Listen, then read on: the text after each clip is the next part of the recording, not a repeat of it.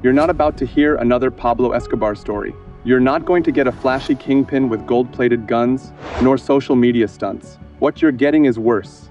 A man so quiet, so calculated, and so effective that he ran the most powerful drug network in Asia without even being seen. Let's go back to the start.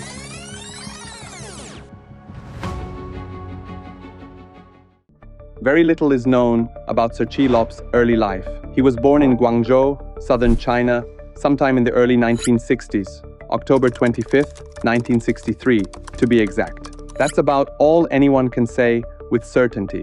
What we do know is that by the 1980s, he was linked to a gang known as the Big Circle Boys, an organized crime group that came out of Chinese re-education camps during the Cultural Revolution. The Big Circle Boys started like many early criminal outfits, petty robberies, mostly local jobs, small-scale operations. But they quickly realized that short-term theft wasn't sustainable, so they evolved. They took profits from fraud and reinvested in heroin trafficking, specifically out of the Golden Triangle, the region where the borders of Thailand, Laos, and Myanmar meet. At the time, the Golden Triangle was the second largest opium-producing area in the world, second only to Afghanistan. And why was that? The terrain was remote, mountainous, and controlled by militias or rebel groups who were often aligned with drug producers and traffickers. Law enforcement was either non-existent or corrupted. Sir, who had already established transnational ties, positioned himself directly in the middle of this network. In 1988, Sir moved to Canada. He was 24 years old and came with little fanfare. He settled in Toronto and eventually became a Canadian citizen. On the surface, his life looked ordinary. Low profile, no public criminal record, and no open affiliations. But beneath that calm exterior, he was already deeply involved in the underworld. At the time, heroin was pouring into North America at an unprecedented rate. The drug was cheap to produce, highly potent, and in overwhelming demand. Cities across the United States and Canada were dealing with rising addiction rates and a spike in fatal overdoses. Public health systems were under pressure, and law enforcement was scrambling to keep up. By the early 1990s, authorities began to suspect that Sir was running the North American operations for the Big Circle Boys. That meant managing heroin pipelines from Asia, coordinating multi-country distribution, and overseeing the flow of millions in drug profits. He understood how to keep his name off paperwork, how to use front companies, and how to insulate himself. This is why it took years of global coordination before the FBI could close in on him. They first tracked key shipments through Operation Sunblock in 1995, indicting associates like Paul Kwok and Yong Bingong in New York. But Sir slipped away to mainland China, where no extradition treaty existed, effectively shielded from arrest. Years went by. It's now 1998. Canadian informant tells authorities Sir would be in Hong Kong, a jurisdiction that still cooperates on extradition. On August 8, 1998, Hong Kong police, backed by the FBI and RCMP, arrested him outside a restaurant in Tsim Sha Tsui. Sir was swiftly extradited to New York. In September 2000, he was formally charged with conspiracy to import heroin, an offense that could have meant life in prison. But here's the twist. Sir didn't show up looking like the drug lords the FBI had grown used to. No flashy jewelry, no loud show-off arrogance. Instead, he appeared respectful, composed, and self-controlled. Prosecutors were taken aback.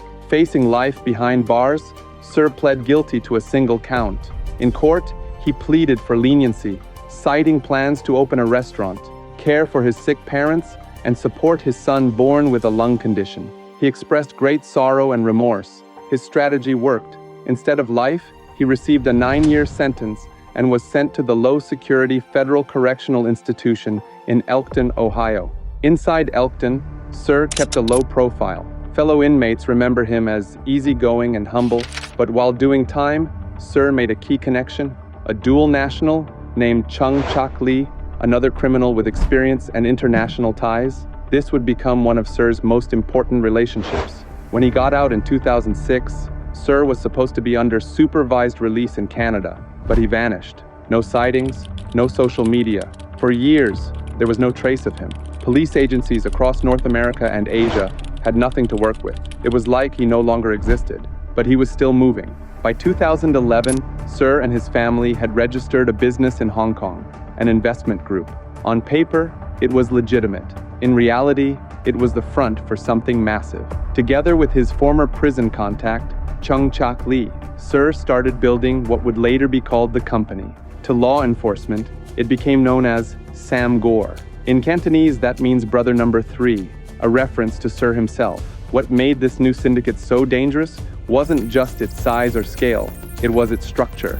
Sir did something no one expected. He united Asia's most powerful, most territorial criminal organizations under one banner. He brought together 5 major triads: 14K, Woxingwo, Sun Yian, the Bamboo Union from Taiwan, and his original group, the Big Circle Boys. For decades, these groups had been fighting each other on the streets of Hong Kong, in Macau casinos, and across overseas territories from Vancouver to Sydney. Each triad had its own leadership, its own codes, and its own profits to protect. Cooperation like this just didn't happen, but Sir did it. Sam Gor was now born, a syndicate unlike anything law enforcement had seen in Asia. And this was the moment things escalated. Sir shifted focus from heroin to methamphetamine, specifically crystal meth. There were clear reasons for the switch. Meth could be produced anywhere, anytime. It didn't rely on crop cycles like heroin, didn't spoil, and didn't require large agricultural fields that could be spotted from the air. It was synthetic, stable, and scalable. Most importantly, it was harder to trace.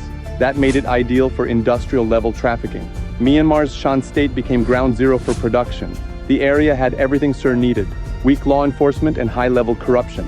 With the right connections, they secured massive volumes of precursor chemicals, many sourced from legitimate factories in China and funneled in through poorly monitored routes.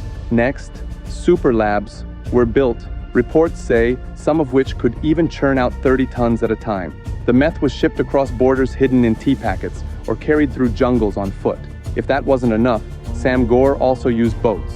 Small fishing trawlers would meet larger ships, called motherships, out at sea to avoid detection. One of them was called the Shundaman 66, and it played a huge role in global meth transport. By 2019, the Asia-Pacific meth market had exploded. It was 4 times bigger than it had been 5 years earlier. Police estimated that Sam Gor controlled as much as 70% of it.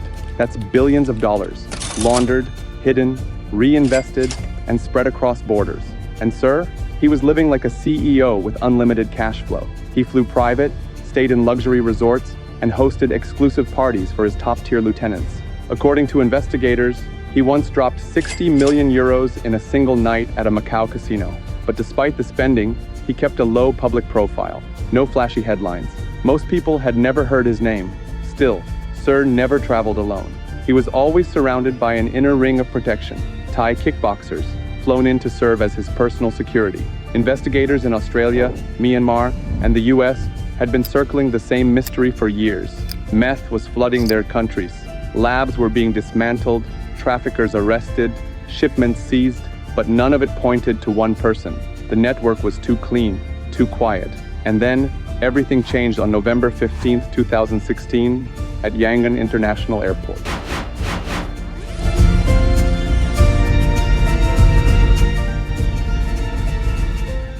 A Taiwanese national named Kai Zheng was preparing to board a flight to Taiwan. Security officers noticed his erratic behavior.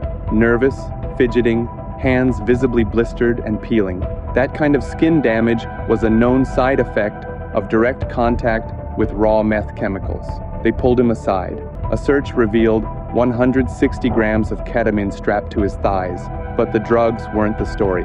The phones were. Kai was carrying 2 iPhones, and both were loaded with damning evidence. Thousands of images, contact lists with names, aliases, encrypted messaging apps detailing shipments, financial ledgers, GPS-tagged maps outlining smuggling routes across Southeast Asia. And then there were the videos, torture clips meant to send a message. One photo showed a man investigators had only heard about through rumors, Sir Chilop. Back in Australia, federal police had been chasing something big. They were already tracking industrial-scale meth shipments arriving in Melbourne. Prices were sky high. 1 ton of meth could earn over $1 million on the street, and all signs pointed to a single source, Sam Gor. The contents of Kai's phone changed everything. Within 48 hours of Kai's arrest, police in Yangon seized 1.1 tons of meth at a river jetty. Days later, Another 622 kilograms of ketamine were confiscated nearby. What once looked like disconnected cartels suddenly snapped into focus. Same packaging, same supply chain. It was one organization, with Syndicate sitting quietly at the top. Then, February 2018, regional forces raided the notorious Loikan Super Lab in Myanmar, the facility believed to be producing massive amounts of meth for Sam Gor. Inside, they found T-labeled bags capable of hiding up to 10 tons of meth, along with large amounts of meth-making chemicals and industrial lab equipment. Then came the mothership. The Indonesian Navy intercepted the Shundaman 66, one of Sam Gor's drug ships. On board, over a ton of meth, clean, packaged, and ready for delivery. In late 2019, Thai authorities closed in on one of Sam Gor's most critical players, Su Songkitikul, a suspected logistics and operations chief working directly under Sir. His name had surfaced in multiple investigations across Southeast Asia, but it wasn't until police raided his compound near the Myanmar border that they fully understood the scale of his operation. The place looked more like a fortified command post than a private residence. It was surrounded by a moat, an actual water-filled barrier meant to prevent vehicle access. Inside, investigators found a small meth lab used for processing and testing purity. Nearby stood a high-powered radio tower, capable of transmitting across more than 100 kilometers. And underneath it all, an underground tunnel leading away from the main structure. Su wasn't home. He had already disappeared, but what he left behind was valuable. Police uncovered 38 bank accounts linked to him and seized a combined $9 million in assets, including cash, vehicles, and properties. On October 2019, a journalist, Tom Allard from Reuters, published an article titled "The Hunt for Asia's El Chapo." It was the first time Syndicate was named in public as the mastermind behind Sam Gor. Tom had spent over a year and a half piecing together documents, interviewing sources, and tracking court filings. When the article went live, it made headlines globally. Sir's photo, his alias, his role, all of it was now out in the open. Within weeks, Australia issued a formal arrest warrant. They launched Operation Kungur, a task force involving more than 20 agencies across Asia, North America, and Europe. The manhunt was now international. And still, for over a year, Sir remained in motion. Private flights, unknown locations, protected circles, until January 2021. Schiphol Airport, Amsterdam. Sir is boarding a flight to Canada. As he passes through a security checkpoint, Dutch police, with support from Interpol and tipped off by Australia's AFP, step in and take him into custody. After nearly 2 decades of staying invisible, it's over.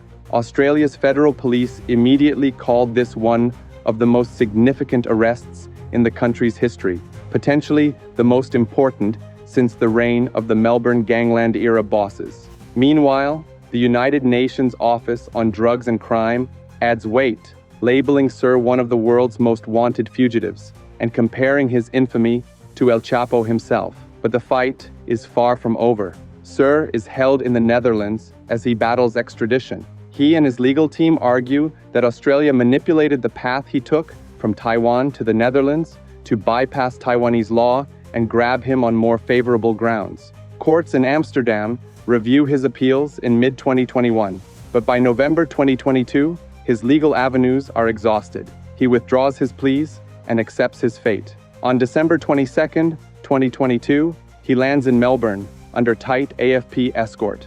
Hours after arrival, he's in front of a Melbourne magistrate. Here's the irony. All his global crimes, all the millions trafficked, all the labs, boats, and torture. Just one charge. He's accused of conspiring to traffic 20 kilograms of methamphetamine between 2012 and 2013, worth $2.5 million. That's it. Nothing more. Yes, the sentencing can carry life imprisonment, but it's still a narrow target. Here's the thing, though.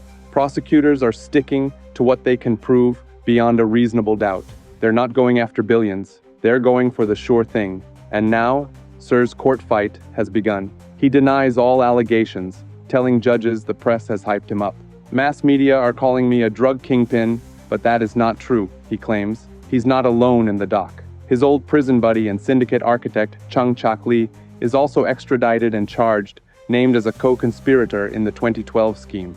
Both are facing court in Melbourne, while more arrests tied to Operation Kungur and Operation Volante continue across Asia Pacific. Here's the real question. What happens to a cartel when its leader is taken out? It depends on how it's built. Some groups collapse, some split into rival factions. But in Sam Gor's case, things aren't so clear. Sir didn't run a centralized command like Escobar. He built a federation, a coalition of syndicates working in coordination, but not dependent on a single leader. Prosecutors believe Sam Gor will survive Sir's arrest, at least in the short term. And what does the data say? In 2023, enforcement data showed meth and ketamine seizures in Asia hit record highs. 190 tons of meth and 27 tons of ketamine that year alone. That suggests production continues at scale. The money is still flowing. Taking out the leader sends a message, but the business is still there. This is what law enforcement calls the balloon effect. Squeeze on one end, and the pressure just moves somewhere else. New names take over. Well, that's all for today. And bravo for sticking around. Consider subscribing. Until next time, this is Legenemy.